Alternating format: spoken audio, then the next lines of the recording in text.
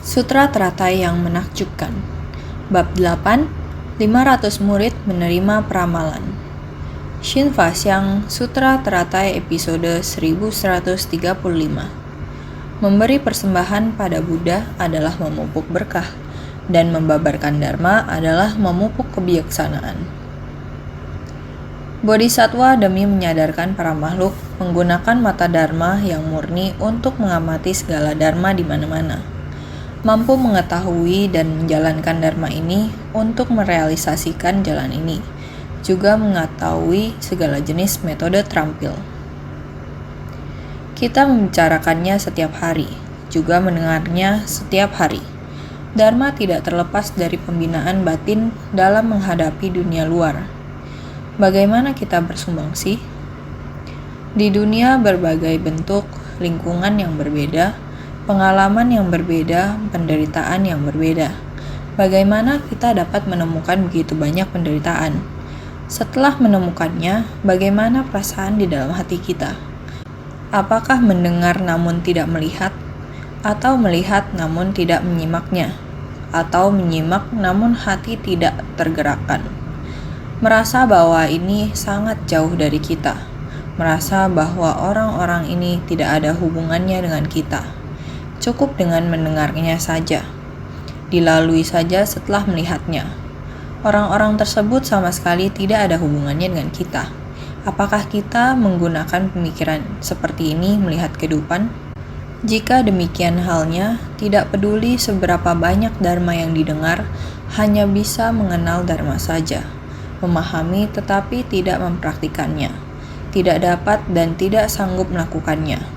Jika demikian, apakah prinsip kebenaran benar-benar terserap dalam batin?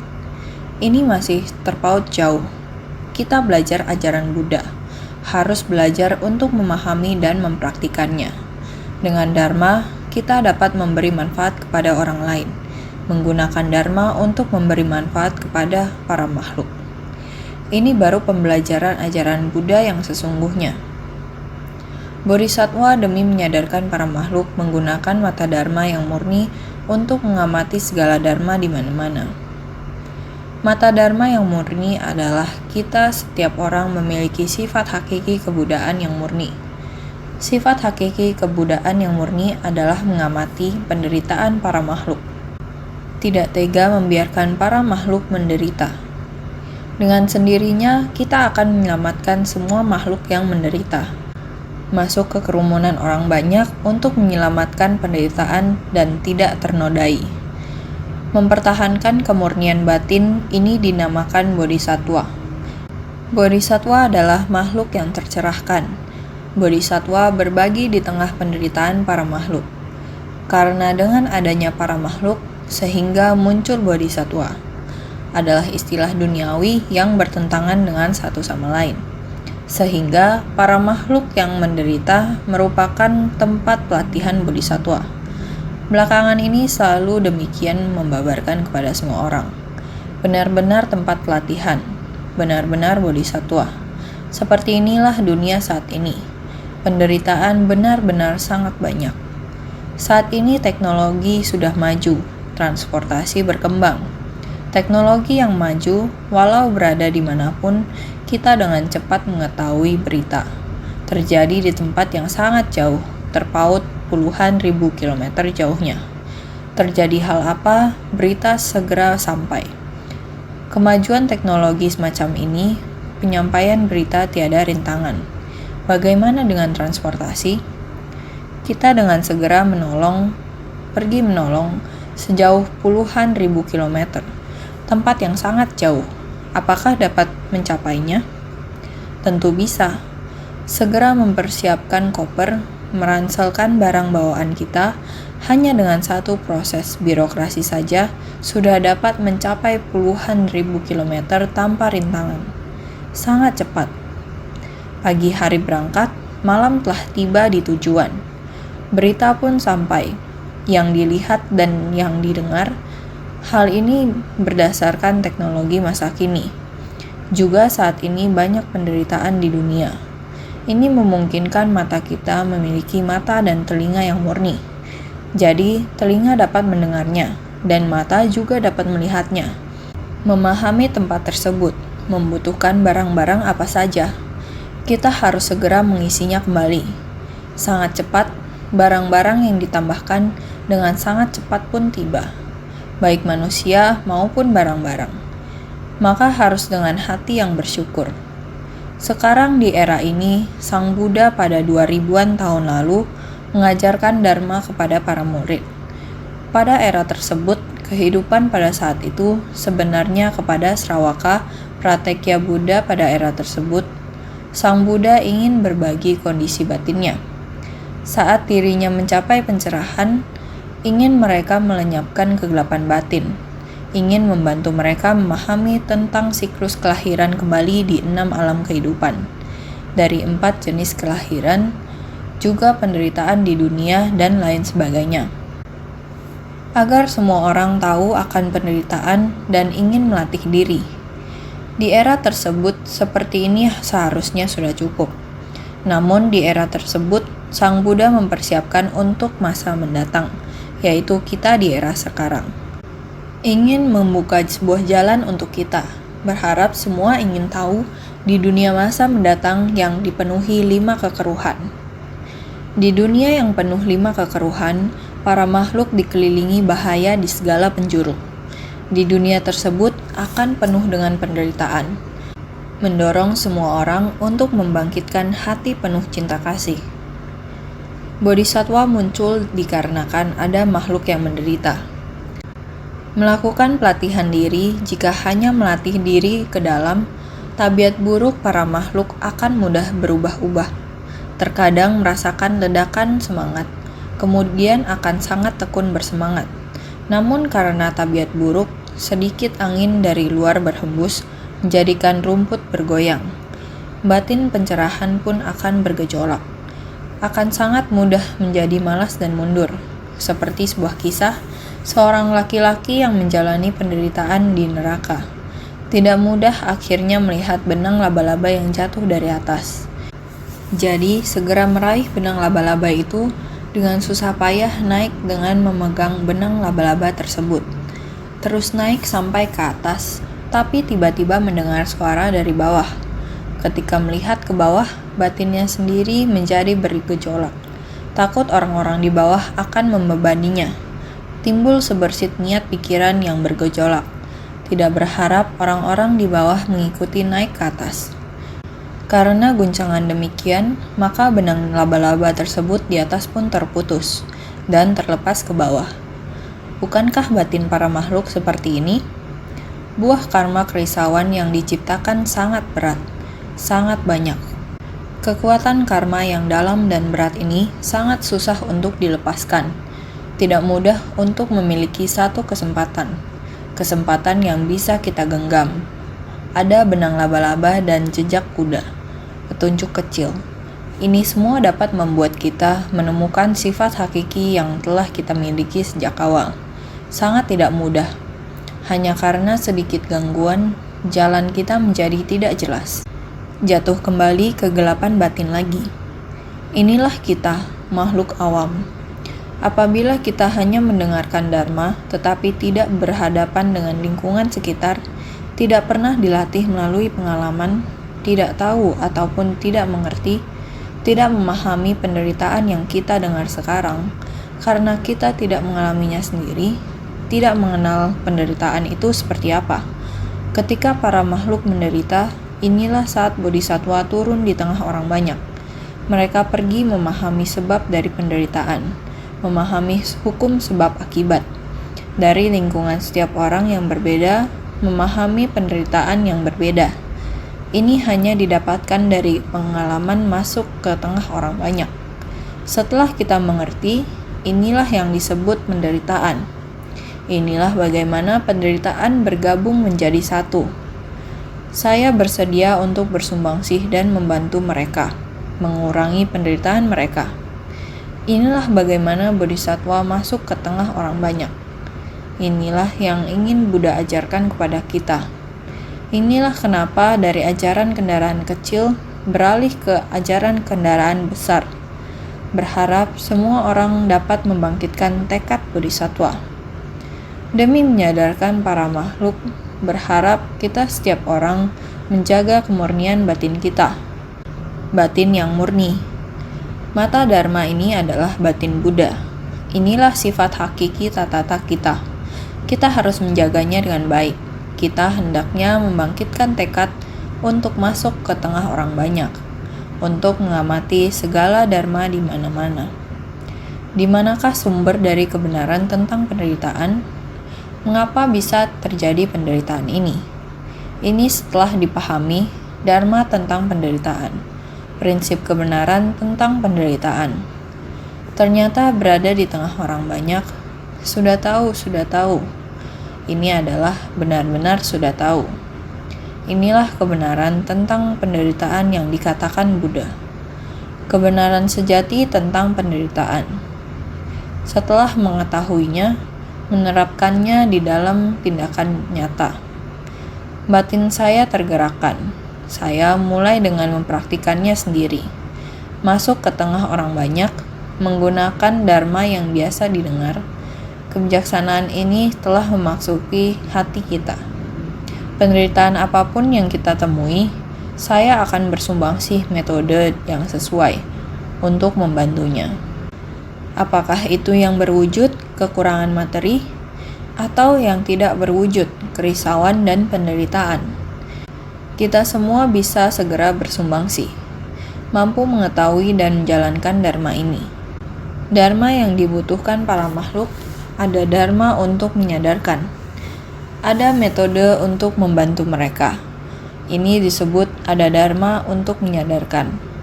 Karena demikian, setelah bersumbangsi, merealisasikan jalan ini, setelah memahami, segera bersumbangsi. Misi saya sudah selesai. Masalah ini sudah terlaksana. Saya sangat bersukacita sedemikian bersumbangsi. Begini merealisasikan jalan ini adalah yang kita bersumbangsi setiap hari sesuai dengan dharma. Setiap hal terlaksanakan. Ini semua adalah realisasi. Adalah dengan metode ini dilakukan dengan baik. Bahkan semua sangat cocok menggunakannya. Batin saya sendiri sangat sukacita. Ini juga bisa dihitung pencapaian kecil. Maka dikatakan sejak masa kalpa butiran debu adalah demikian tidak henti-hentinya bersumbangsi di tengah orang banyak. Apa yang dibutuhkan para makhluk, kita segera bersumbangsi sesuai apa yang dibutuhkan para makhluk. Oleh karena itu, juga mengetahui segala jenis metode terampil. Harus menggunakan metode apa? Menggunakan metode terampil apa bersumbangsi. Ini adalah kita yang senantiasa harus bersungguh hati. Kemarin tahun 2016, Tuan Huang pulang ke Hualien. Hendak menyampaikan ke saya bahwa dia pulang dari Serbia. Di Serbia, selama hampir 10 hari dia di sana. Semua yang ditemui, semua yang dilihat, segala sesuatu yang bersentuhan, dia ada dua perasaan. Yang satu, penderitaan para makhluk yang sangat banyak, berbicara tentang pengungsi di sana, segala macam penderitaan. Tentu menyampaikan sangat banyak. Bagaimana yang satu lagi? Itu adalah tersentuh. Yang menyentuh adalah semua datang dari negara yang berbeda. Insan suci datang dari negara yang berbeda. Setiap orang memiliki usaha yang sukses, hanya dengan satu niat yang sama, yaitu cinta kasih.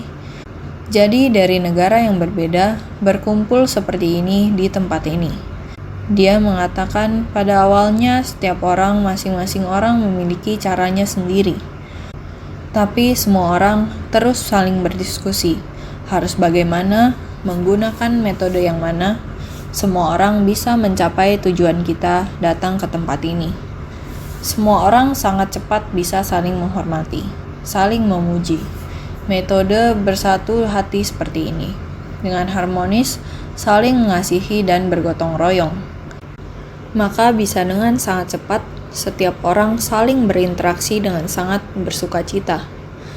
Ini adalah kemarin. Kemarin pagi tiba, kemarin sore berbagi lagi. Terus berbagi. Telah menyampaikan sangat banyak. bisa memahami kehidupan di tempat itu. Semua orang harus mengatasi berapa banyak kesulitan. Akan tetapi, demi pengungsi, harus menggunakan cara bagaimana untuk mendekati mereka. Cara apa supaya semua orang setempat dapat bersatu hati dengan kita dan memberi dukungan kepada kita. Ini juga setiap hari semua orang harus bersungguh hati, berdiskusi dan bersumbangsi. Ini yang dibicarakan dari kemarin sampai sore harinya. Lalu terima sebuah telepon dari Serbia. Mereka sekitar jam 3-an ketika buru-buru mau pergi naik kereta api, lalu menerima telepon tersebut. Terlihat Mr. Van, yaitu Van der Lok, dia pulang ke Jerman selama 2-3 hari. Lalu buru-buru kembali lagi. Sekarang berada di Serbia lagi. Di dalam telepon video conference, terlihat beliau juga terlihat Tuan Cheng Lung dari Prancis. Juga terlihat Tuan Yang Wen-chun. Terlihat Su Wei dan juga terlihat banyak orang di tempat itu. Dalam sebuah telepon genggam membuat saya dapat melihat para bodhisatwa ini semua ada di tempat itu. Semua orang serentak bersuara, "Terima kasih, Master. Kami di sini dalam keadaan aman," untuk ditunjukkan kepada Master. Iya, saya sangat berterima kasih pada kalian semua. Mendengar suara mereka dan melihat mereka. Sebenarnya, mereka di pagi hari, saya kemarin pagi di waktu yang sama. Ketika saya mulai berbicara, mereka juga mendengar dari sana. Di sana mendengar Dharma. Di tempat kita pagi hari saat ini, di tempat mereka sudah jam 10 lebih, malam hari jam 10 lebih. Jadi sekarang saya berbicara di sini, mereka juga di sana mendengarkan. Saya tahu waktu setempat mereka. Kemarin pagi dini hari, jam 4-an sudah mulai berangkat pergi ke selatan, ke tempat kamp pengungsi. Ada sekitar 700 sampai 800 orang pengungsi di tempat itu. Mereka berangkat sebelum fajar. Dalam perjalanan, termasuk waktu istirahat adalah 7 jam. Mereka berangkat pukul 4 pagi dan tiba di Presevo Kota Selatan sudah pukul 11. Mereka semua beraksi tanpa henti, bergegas memasuki kamp pengungsi. Untungnya di tempat itu memungkinkan kita untuk berkomunikasi dengan sangat lancar dan baik. Jadi, kita bisa memasuki kamp segera setelah kita tiba. Para pengungsi itu terjebak di sana, tidak dapat bergerak maju. Ada lebih dari 800 orang berhenti di sana. Pabrik tua yang ditinggalkan ini sedang digunakan bagi para pengungsi untuk menetap sementara. Ada lebih banyak tenda di luar pabrik. Tentu saja di tempat ini, pemerintah Serbia juga berusaha mencari solusi. Mereka tahu bahwa para pengungsi ini langkah untuk maju ke depan akan sangat lambat. Ini karena banyak negara Eropa sudah menutup perbatasan mereka. Akan sulit bagi mereka untuk bergerak maju. Jadi pengungsi ada beberapa tempat perkemahan yang baru saja mereka datangi. Sudah ada lebih dari 800 orang. Ketika kami mulai membagikan pakaian musim dingin, kami meminta mereka untuk rapih membentuk garis. Jadi mereka bisa menerima bantuan secara berurutan. Ketika saya melihat foto itu, bagaimana mereka semua berbaris dengan rapih, pakaian musim dingin untuk para pengungsi memiliki berbagai ukuran, besar dan kecil. Jadi dengan setiap potongan pakaian, mereka menyuruh para pengungsi mencobanya segera. Begitu mereka mendapatkan pakaian mereka akan pergi keluar dan dengan cepat memakainya, untuk melihat apakah pas di badan atau tidak. Kemudian kami melihat mereka yang berada di luar tenda, beberapa relawan sedang berinteraksi dengan mereka. Ada yang menjaga anak-anak, memberikan hiasan gantung aman dan selamat pada mereka. Mereka semua orang dewasa, anak-anak sangat menyukainya.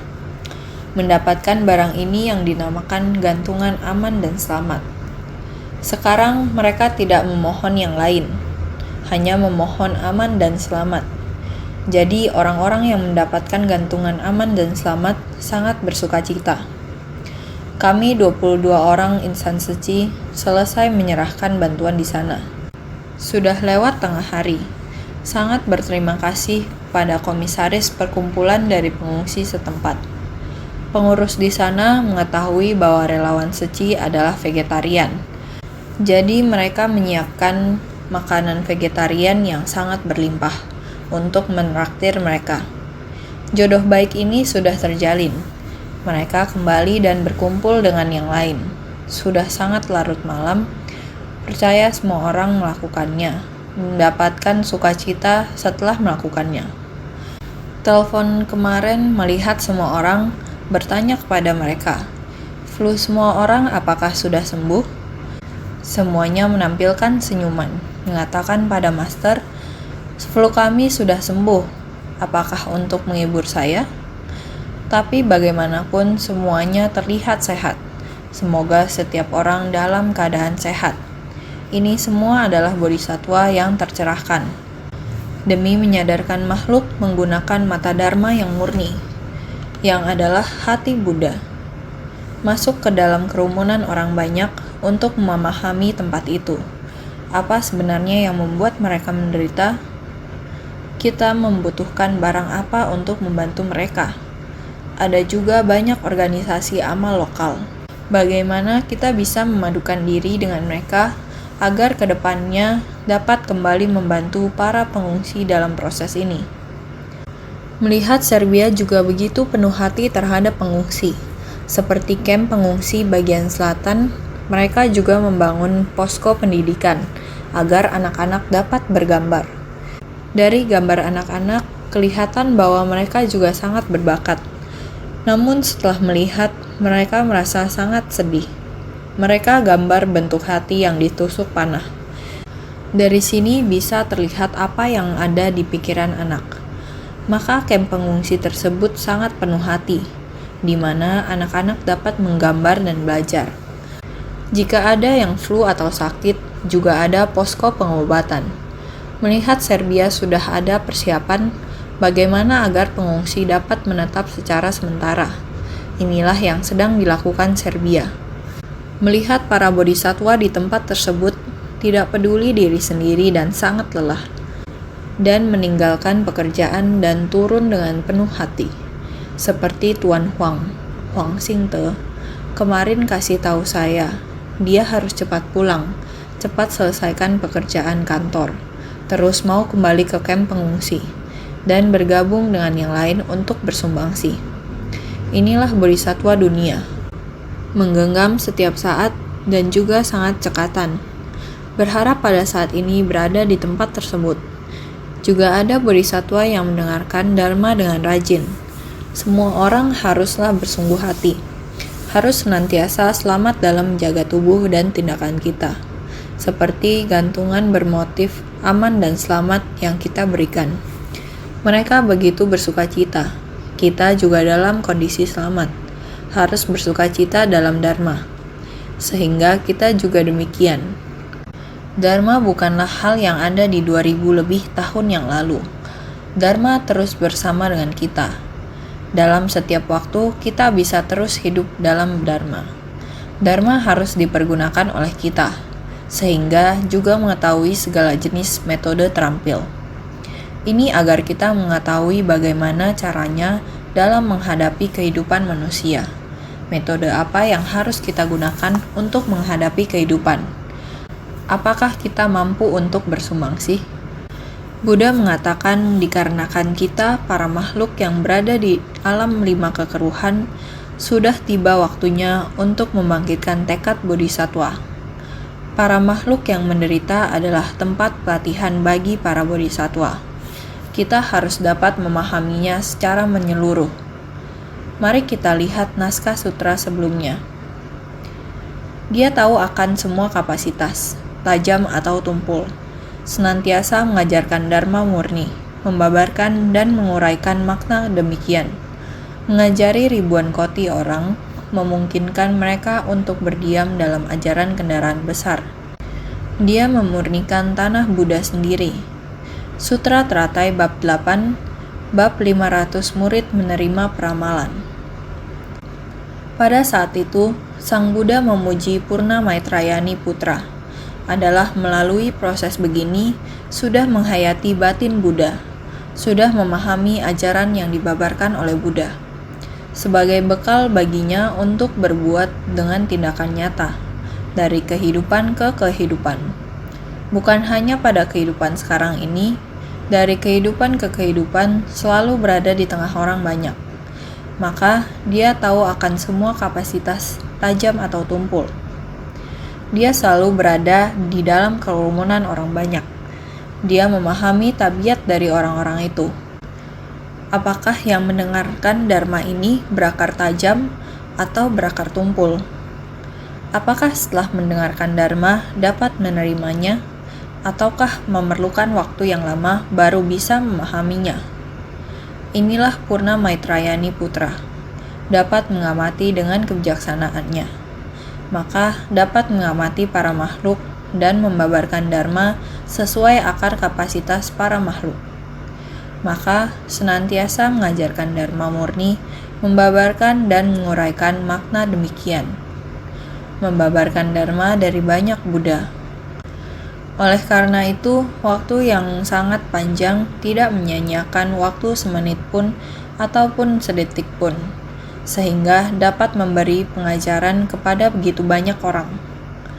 Mengajari ribuan koti orang, ini terakumulasi seiring berjalannya waktu, maka memungkinkan mereka untuk berdiam dalam ajaran kendaraan besar, memberi bimbingan dengan sabar dan secara sistematis, agar mereka tidak hanya tahu untuk melatih diri setelah mendengarkan dharma, tetapi juga dapat membangkitkan tekad agung, yaitu tekad kendaraan besar. Oleh karena itu, ajaran kendaraan besar pada dasarnya adalah bersumbangsi sedemikian.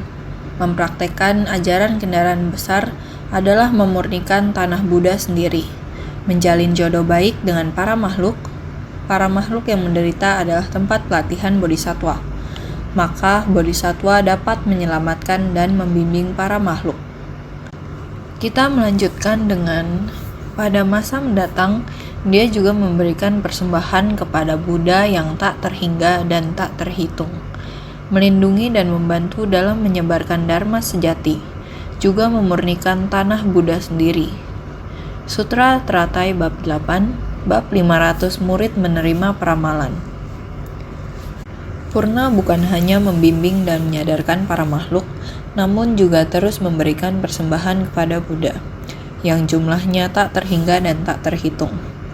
Dan juga ia memberikan persembahan lewat tindakan, menyebarkan dharma yang dibabarkan Buddha, demi menyadarkan para makhluk, menjalankan praktik yang dijalani Buddha dan menyelamatkan para makhluk. Ini dinamakan melindungi dan membantu dalam menyebarkan dharma sejati, yakni melakukan apa yang ingin Buddha lakukan. Ini terakumulasi untuk waktu yang lama. Jadi bodhisattva memberikan persembahan bukan hanya pada satu Buddha, karena pada masa mendatang dia juga memberikan persembahan kepada Buddha yang tak terhingga dan tak terhitung. Bodhisattva memberikan persembahan bukan hanya pada satu Buddha, pada satu negeri, melainkan pada para Buddha sebanyak butiran debu halus, mampu memberikan tubuh, kehidupan dan harta, serta segala kelengkapan hingga ke seluruh 10 penjuru, sebagai persembahan kepada para Buddha. Bukan hanya kepada Buddha yang jumlahnya tak terhingga dan tak terhitung di masa lampau, dia juga memberikan persembahan kepada Buddha Sakyamuni. Dia memberikan persembahan lewat tindakannya, senantiasa memberikan persembahan kepada Buddha, menapaki jalan yang ditapaki Buddha. Ini semua adalah persembahan kepada Buddha. Dan juga di masa mendatang, setelah masa Buddha Sakyamuni, Purna masih berada di dunia ini. Kehidupan demi kehidupan di dunia ini, dia masih membina diri. Dia juga akan memberikan persembahan kepada Buddha yang jumlahnya tak terhingga dan tak terhitung. Dia akan memperlakukan semua makhluk seperti Buddha dan memberikan persembahan. Bukankah Bodhisattva Sada Paribhuta juga demikian? Saya tidak berani memandang rendah kalian, karena semua orang adalah Buddha di masa mendatang. Purna Maitreya Niputra juga semestinya demikian. Sekarang di Serbia, ada sekelompok bodhisattva yang sedang menolong pengungsi di sana. Begitu hormatnya, ini juga bentuk persembahan kepada semua Buddha. Buddha yang jumlahnya tak terhingga dan tak terhitung sama prinsipnya. Jadi, bukan hanya pada satu Buddha, bukan hanya di satu negeri. Lihatlah para relawan bodhisattva kita yang berasal dari berbagai negara. Sekarang sedang perlahan-lahan bergabung. Ada yang dari Malaysia, ada yang dari Singapura, ada yang dari Belanda. Ada yang dari Malaysia, ada yang dari Singapura, ada yang dari Belanda, ada yang dari banyak tempat termasuk Italia dan negara lainnya. Mereka mulai ke sana lagi. Lihatlah orang-orang ini berasal dari berbagai negara. Tetapi di dalam kampung pengungsi ini, kecuali pengungsi Syarian juga Irak, juga ada pengungsi Afghanistan.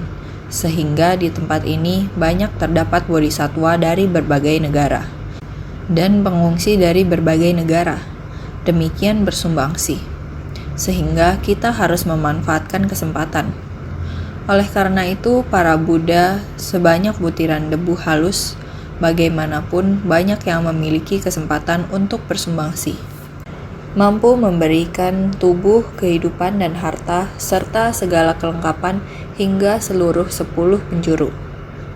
Semua yang bersedia bersumbangsi, melepaskan karirnya, konsentrasi untuk melakukan perbuatan baik juga ada. Lihat, ada juga kondisi tubuhnya sudah masuk angin, juga tidak beristirahat, juga maju terus. Dengan begitu sederhana untuk bersumbangsi, menghabiskan materi dan menghabiskan tenaga. Kemarin juga mengatakan pada Tuan Huang, sekali berangkat ke sana harus menghabiskan berapa uang. Jika dengan dia sendiri, sekali berangkat perlu 5-60 ribu. Dengan begini, yang lain pun sudah tidak perlu dibicarakan. Berapa lama menjaga di sana, tempat tinggal sendiri, biaya makan, masih harus berapa banyak, dan berapa lama.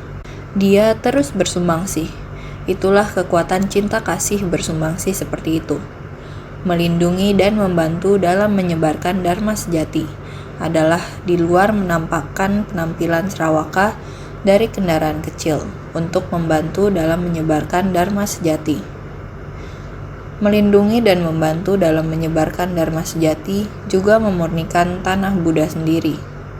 Di luar menampakkan penampilan serawaka dari kendaraan kecil untuk membantu dalam menyebarkan Dharma sejati. Merahasiakan kalau di dalam adalah batin sejati bodhisattva dari kendaraan besar, guna memurnikan tanah Buddha sendiri.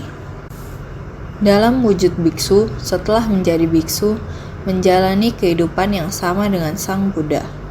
Sang Buddha dan murid-murid menjalani kehidupan yang sama. Adalah sebuah tempat pelatihan diri.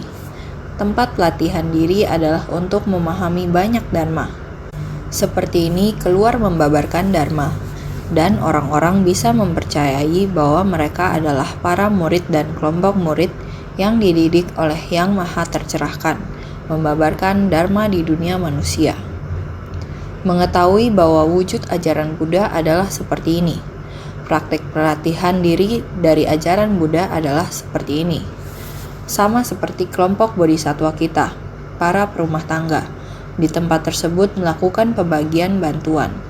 Staf pengungsi komite setempat mengetahui bahwa sekelompok orang ini semua menginginkan makanan vegetarian, sehingga mereka pergi menyiapkan makanan vegetarian untuk kelompok yang terdiri dari 20 orang ini, yang datang dari negara-negara yang berbeda. Orang-orang yang penuh cinta kasih ini seperti ini duduk di satu meja. Ketika keluar memiliki penampilan seperti ini. Agar semua orang tahu, misalnya ketika Cusong tiba dan pergi ke kamp pengungsi, begitu para pengungsi di kamp melihatnya, mereka langsung berteriak, "Suci Taiwan!" Para pengungsi ini mengenali seragam yang dikenakan pemuda ini. dia kelihatan seperti dari Taiwan. Maka itu mereka langsung berteriak seci Taiwan, dan mereka menyatukan tangan mereka. Ini adalah penampilannya. Jadi, maka itu kita harus melindungi dan membantu dalam menyebarkan Dharma sejati, juga memurnikan tanah Buddha sendiri. Pada saat kita keluar dengan penampilan ini dapat menunjukkan dari mana kita berasal. Di luar menampakkan penampilan Sravaka dari kendaraan kecil untuk membantu dalam menyebarkan Dharma sejati. Begini juga membantu Dharma sejati, merahasiakan kalau di dalam adalah batin sejati bodhisattva dari kendaraan besar. Dia adalah seorang monastik dengan batin bodhisattva. Praktisi perumah tangga ini juga memiliki tekad yang sama dalam melatih diri. Maka itu, kita memiliki batin yang sama, yaitu batin bodhisattva yang sejati dengan kendaraan besar. Tidak mempermasalahkan bagaimana penampilanmu, tetapi kita memiliki pemikiran yang sama. Diam-diam di dalam menjalankan praktik bodhisattva ini adalah batin sejati bodhisattva dari kendaraan besar, guna memurnikan tanah Buddha sendiri. Selanjutnya dalam sutra mengatakan, senantiasa menggunakan segala metode terampil untuk membabarkan Dharma tanpa gentaran, menyadarkan orang-orang yang tidak terhitung, sehingga mereka memperoleh kemahatauan. Dia memberikan persembahan kepada para tathagata, melindungi dan menegakkan pusaka Dharma.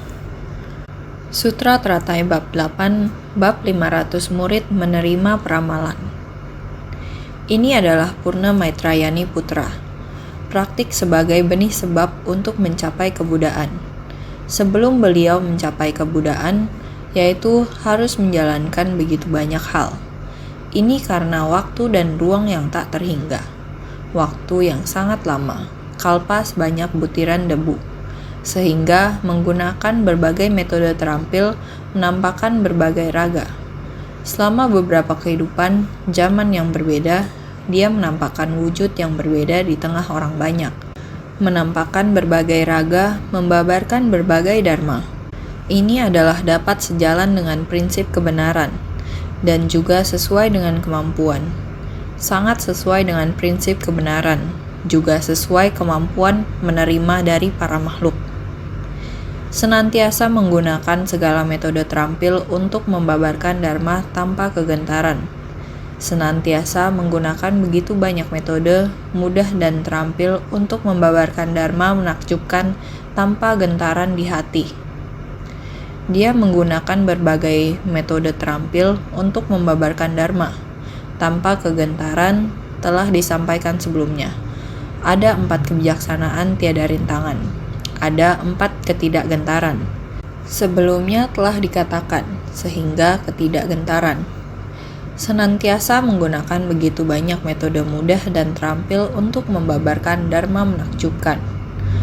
Menggunakan berbagai metode terampil untuk membabarkan Dharma yang menakjubkan, yang sangat banyak. Setiap orang menggunakannya, berbagai wujud di dunia, berbagai penderitaan, memerlukan ajaran metode terampil yang berbeda. Memasuki batin para makhluk, ini dinamakan Dharma menakjubkan, adalah Dharma menakjubkan dalam metode terampil, tanpa kegentaran di hati. Dia masih sangat leluasa membabarkan Dharma untuk para makhluk, sehingga menyadarkan orang-orang yang tak terhitung, sehingga mereka memperoleh kemahatauan. Para makhluk yang disadarkan sudah tak terhitung jumlahnya, memungkinkan semuanya untuk memperoleh segala kebijaksanaan. Bisa demikian membimbing begitu banyak orang, tidak bisa dihitung dengan menggunakan angka, selama beberapa kehidupan hanya demi satu hal. Memungkinkan semuanya untuk memperoleh segala kebijaksanaan. Ini adalah Purna Maitrayani Putra, bersumbangsi dengan sepenuh hati. Waktu yang lama, dunia yang luas tak terhingga, akumulasi dari selama beberapa kehidupan. Sehingga dia memberikan persembahan pada para tathagata, melindungi dan menegakkan pusaka Dharma, yaitu menggunakan waktu yang panjang, pelatihan jangka panjang, pelatihan tanpa sisa, pelatihan tanpa henti, pelatihan dengan penghormatan, yaitu demikian panjang waktunya. Selama beberapa kehidupan, 4 jenis pelatihan berpadu menjadi satu, yang ditabatkan dengan demikian berlatih pada setiap kehidupan. Dia memberikan persembahan pada para tathagata, melindungi dan menegakkan pusaka dharma. Memberi persembahan pada Buddha adalah memupuk berkah. Membabarkan dharma adalah memupuk kebijaksanaan. Kita bisa memberi persembahan pada Buddha. Memberi persembahan semua para makhluk yang di hadapan adalah Buddha. Para makhluk adalah tempat pelatihan bodhisattva, sehingga kita harus menganggap para makhluk sebagai Buddha. Sehingga insan suci memberi pertolongan dengan menghormati, bersyukur. Menghormati bersumbangsih tanpa pamrih adalah bersyukur, adalah menghormati. Ini seperti sedang memberi persembahan kepada Buddha. Ini memupuk berkah. Mendengar dharma juga membuktikan di tengah orang banyak, sehingga kita membabarkan dharma. Membabarkan dharma, inilah memupuk kebijaksanaan. Bodhisattva sekalian, mendengar dengan sungguh hati, mempraktikkan dengan tindakan nyata, harus menggunakan hati bersyukur, hati penuh hormat. Bodhisattva yang bisa mempraktikkan dengan tindakan nyata, kita harus mendoakan mereka. Juga harus mengucapkan terima kasih kepada mereka. Harus senantiasa lebih bersungguh hati.